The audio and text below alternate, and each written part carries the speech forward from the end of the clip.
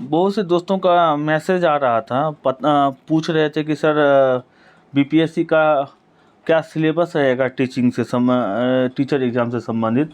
जय हिंद, मेरा नाम है शिवम झा और आपका मेरे channel let's crack CTET by Shivam Jha पर स्वागत है। देखिए, सरकार ने अपनी मंशा साफ जाहिर कर दी है कि वो अब गुणवत्तापूर्ण शिक्षक की ही नियुक्ति करेंगे। इसके लिए उन्होंने एक परीक्षा का आयोजन कराने का प्रावधान कर दिया है। परीक्षा अमूमन बीपीएससी आयोग द्वारा ही ली जाएगी, क्योंकि इससे पहले जो प्रधान शिक्षक की जो बहाली थी उसका परीक्षा का सफल आयोजन किसी कारणवश बीपीएससी आयोग के द्वारा ही कराया गया। देखिए, बीपीएससी के द्वारा कई प्रकार के एग्ज़ाम लिए जाते हैं। उसमें सबसे उच्च क्वालिटी का जो एग्ज़ाम होता है, जो सबसे टफ और सबसे अच्छा एग्ज़ाम माना जाता है, वो पीसीएस होता है। जो लोग से जैसे आप यूपीएससी एग्ज़ाम देते हैं, जो पूरे राज्य भारत के किसी भी राज्य के लिए आप उच्च अधिकारी बन सकते हैं। उसी तरह हर राज्य का अपना एक आयोग होता है, वही आयोग लोक सेवा आयोग के नाम से जाना जाता है। तो बिहार का जो लोक सेवा आयोग है वो अपने उच्च कोटि के एग्ज़ाम के लिए भी मशहूर रहा है। किसी कारणवश पिछले बार जो बीपीएससी का एग्ज़ाम हुआ था 67 बीपीएससी, उसमें दुर्भाग्य रहा और कलंक लगा बीपीएससी के इतिहास में कि उसके प्रश्न पत्र लीक हो गए, जो आप लोग के सामने जाहिर है। खैर, किसी की कमी को निकालने से अच्छा है कि उसकी खूबी को देखा जाए। बीपीएससी की कई खूबियां हैं। जब बीपीएससी एग्ज़ाम लेती है तो उनका जो एग्ज़ाम लेने का तरीका है वो उच्च कोटि का होता है, उनका प्रबंधन उच्च कोटि का होता है। तो उनके एग्ज़ाम लेने पर मंशा पर सवाल उठाना गलत है। अब देखिए, अब जो छात्र आंदोलन रहित हैं और जो सरकार की मंशा, दोनों के बीच में अब टकराव की स्थिति उत्पन्न हो गई है। अब सरकार की इच्छा है कि हम एग्ज़ाम लेकर ही अब गुणवत्तापूर्ण शिक्षक की बहाली करेंगे। छात्र का कहना है कि हम अब जो सीटेट या बीटेट या जो भी टेट एग्ज़ाम पास है, आप उनका पहले नियोजन करवाइए, उसके बाद उससे संबंधित प्रावधानों को देखा जाएगा। लेकिन खैर, इन दोनों अवरोध स्थिति के बीच आपकी जो स्थिति होनी चाहिए कि आप अपने परीक्षा के प्रति समान दृष्टिकोण रखते हुए एक बार फिर पुनः एक नए उत्साह और जोश के साथ तैयारी में लग जाएं।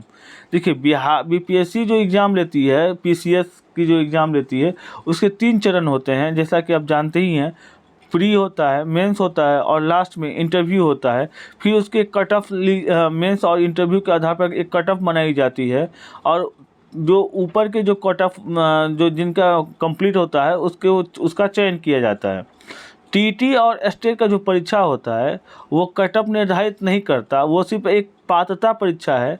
जो मान लीजिए कि कोई भी जनरल छात्र है जो 90 नंबर ले आता है तो वो सभी छात्र पास हो जाएंगे। जब नौकरी में आप जाइएगा तो उसके लिए कोई पास का अंक नहीं होता, उसके लिए उच्च अंकधारी को ही वरीयता दी जाती है। मान लीजिए कि कोई सीट 50 है, कि कोई वैकेंसी में 50 सीट है और कोई 500 छात्रों ने फॉर्म भरा, लेकिन सरकार ने क्राइटेरिया रखी कि 30% जो छात्र का नंबर आएंगे वो पास माने जाएंगे। तो अगर 100 का एग्ज़ाम होता है और आप 30 नंबर ले आते हैं तो क्या सब पास हो जाएंगे? ऐसा नहीं होता, क्योंकि आपके पास सीट 50 ही है। तो जो ऊपर के जो 50 छात्र होंगे जिनके अधिक मार्क्स आएंगे, उन्हें वरीयता क्रम में प्रमुख स्थान दिया जाता है। उसी प्रकार से आपको सुनिश्चित करना होगा कि आपकी तैयारी किस दिशा में जा रही है, और जितनी अच्छी तैयारी रहेगी आपकी वरीयता क्रम उतने ही सुनिश्चित क्रम में आपके लिए निर्धारित होगा। तो चल देखते हैं कि अगर बीपीएससी एग्ज़ाम लेती है तो उसके संभावित सिलेबस क्या हो सकते हैं। मैं पुनः फिर कह रहा हूँ कि एक संभावित सिलेबस है। मैंने संभावित सिलेबस इसलिए बनाया क्योंकि इससे पहले जो एग्ज़ाम हुआ था प्रधान शिक्षक का, आपने देखा होगा कि उसमें भी जीएस और टीचिंग एप्टीट्यूड से संबंधित सवालों को समावेश किया गया है। चूँकि यह एक तरह से टीचर से संबंधित है, तो टीचिंग एप्टीट्यूड इसमें सबसे प्रमुख स्थान अपना रखता है।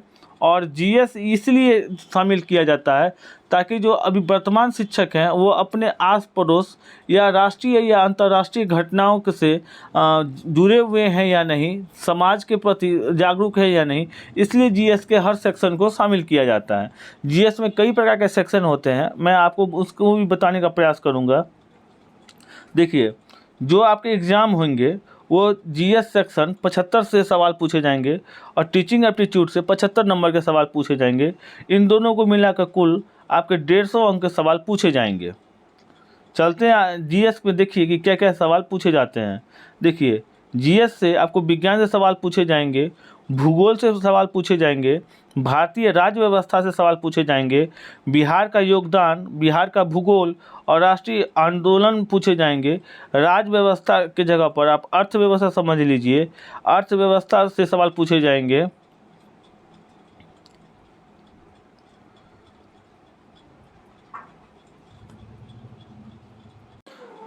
समसामयिकी से सवाल पूछे जाएंगे, करंट अफेयर्स।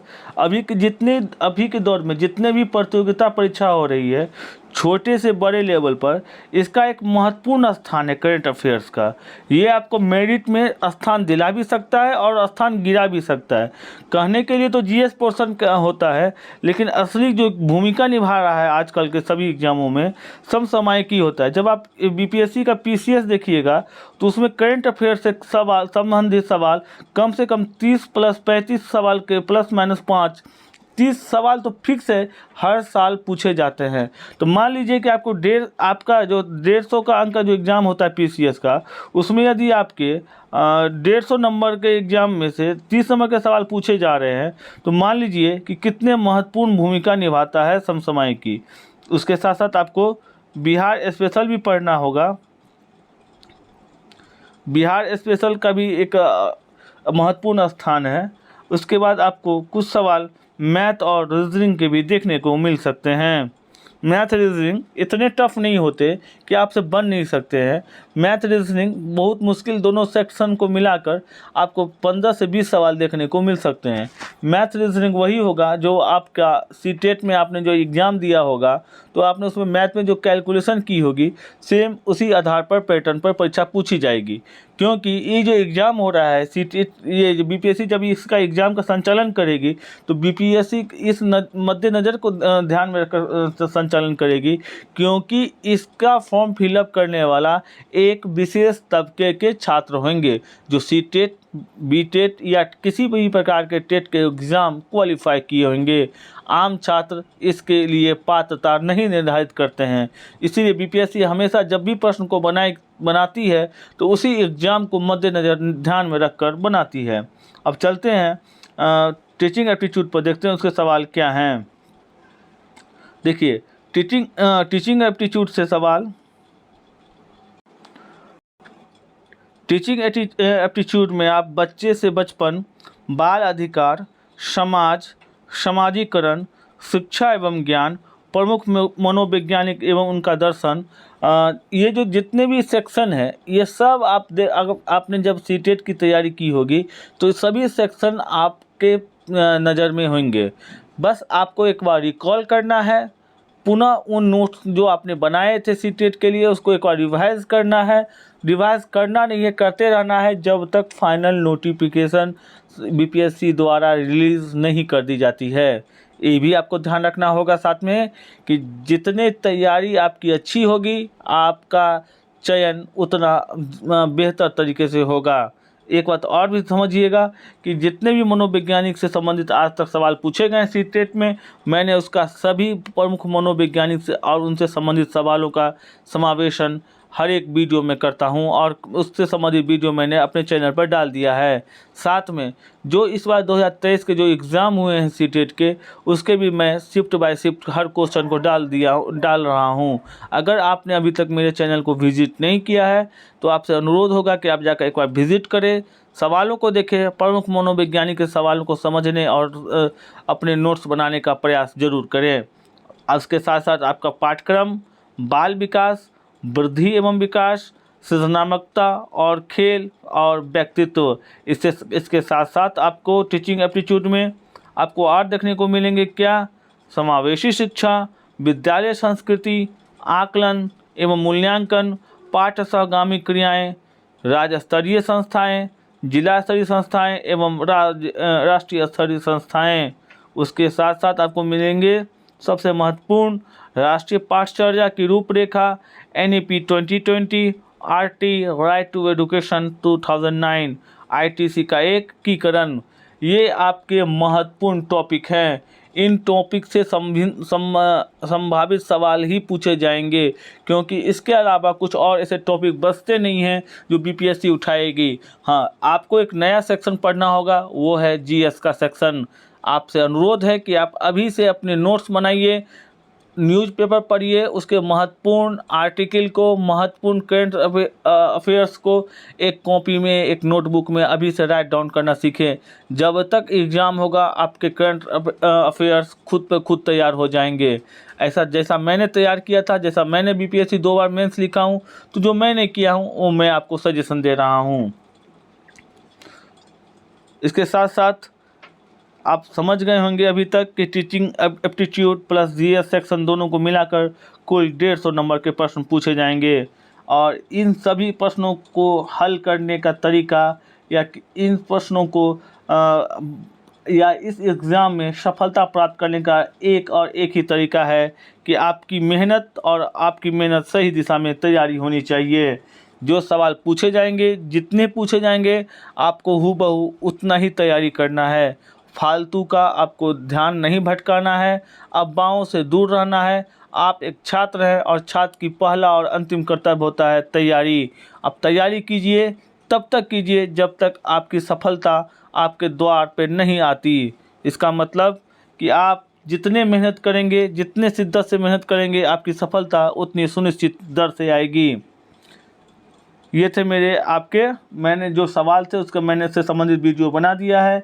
यदि आपको किसी और प्रकार की जानकारी चाहिए तो आप कमेंट ज़रूर करें।